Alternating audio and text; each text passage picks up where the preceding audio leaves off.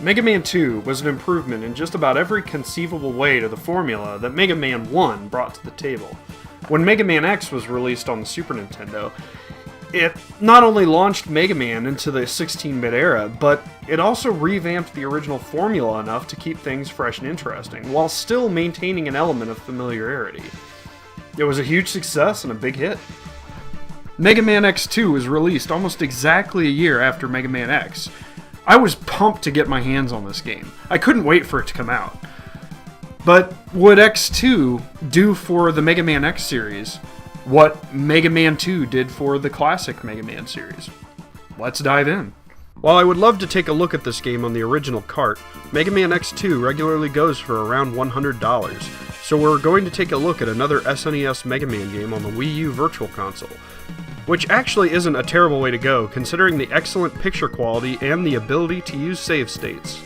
X2 starts with a pretty cool intro sequence. Unlike the last game, this one has some cool music as well as a bit of a backstory. After you start the game, X resumes his bike ride from the intro, then crashes the bike into the Guardian robot like a boss.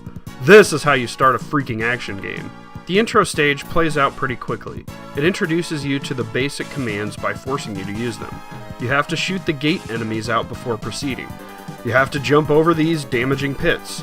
And you have to be able to master your climbing ability while this little robot closes the walls in on you. Additionally, while X doesn't have his armor from the last game, he does retain his dash ability. After fighting this rather easy giant boss, the intro stage is over. At this point, we jump into the story of Mega Man X2. This group of mavericks calling themselves the X-Hunters are trying to resurrect Sigma, and X doesn't like that too much, obviously. So to delay him, the X-Hunters send out a bunch of mavericks to incite another maverick uprising.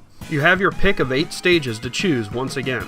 Each stage contains a heart piece to upgrade X's health, either a sub-tank or a capsule with an armor upgrade from Dr. Light, and of course the Maverick Leader.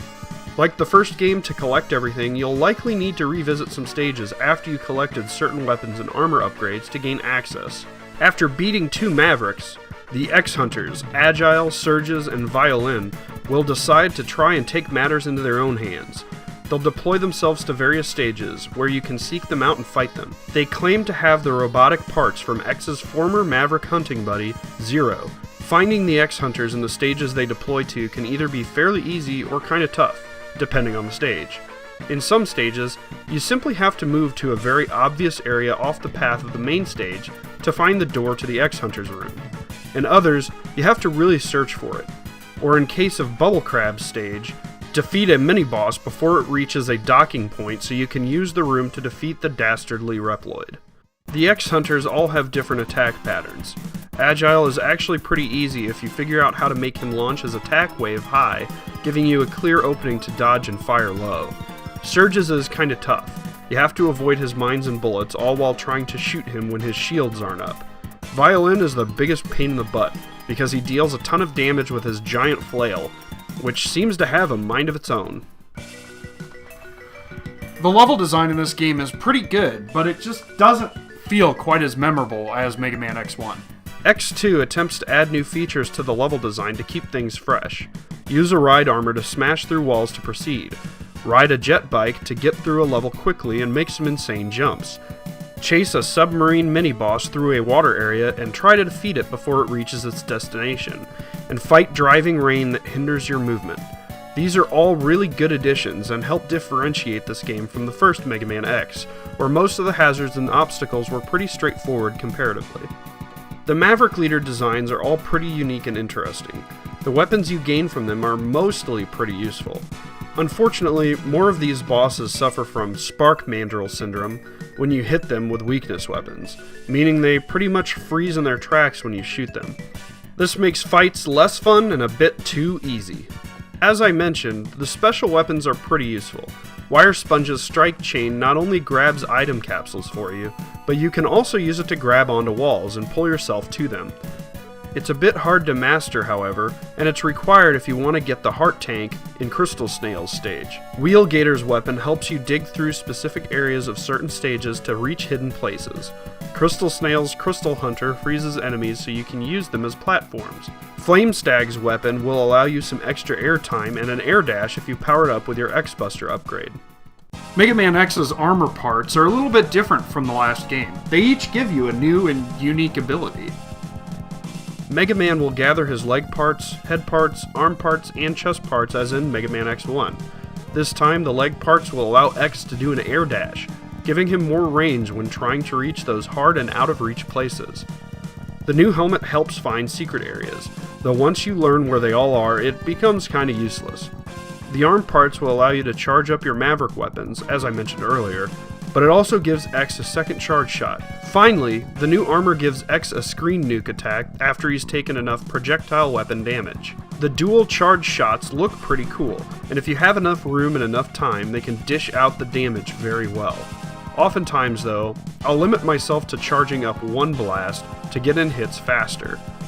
Though it should be mentioned that if you only shoot one blast after charging two, you can hold on to that second shot for a more opportune moment, giving yourself the ability to unleash a mega hit of plasma without having to wait out another charge. The levels in the game all look great. For some reason, I really enjoy the graphics in X2 more than the graphics in X1. I don't know if it's different enemy designs or if the backgrounds are more detailed, but there is something there that I can't put my finger on. It's a damn good looking game. The music is a little heavier than its predecessor, and I really enjoy it. Even the not-so-heavy music, such as Bubble Crab's stage, is very well composed and a pleasure to listen to. After defeating the 8 Maverick leaders, you're off to the X-Hunter base, whether or not you've found and collected all of Zero's parts. The X-Hunter base makes good use of the skills you've learned up until this point. In some areas, you may even have to use a Maverick weapon or two to get through safely. The X-Hunters have different attack patterns from before. While Violin only adds the ability to spawn random platforms in his room, Surges and Agile take a completely different approach to taking out X. Surges uses a giant tank-like vehicle, and Agile transforms into this weird thing. If you enjoyed the Hadoken ability from Mega Man X1, you'll be pleased to know that Ken's Dragon Punch is included in Mega Man X2. Unfortunately, it's picked up rather late in the game, and you'll only have a few opportunities to use it, but it's still pretty cool. The boss gauntlet changes from a set order in certain rooms throughout the final stages like in Mega Man X1, to a teleporter room layout like in the classic Mega Man 2 onward. After this, Sigma makes himself known and you're off to fight him. The final stage is actually the first portion of Magna Centipede stage.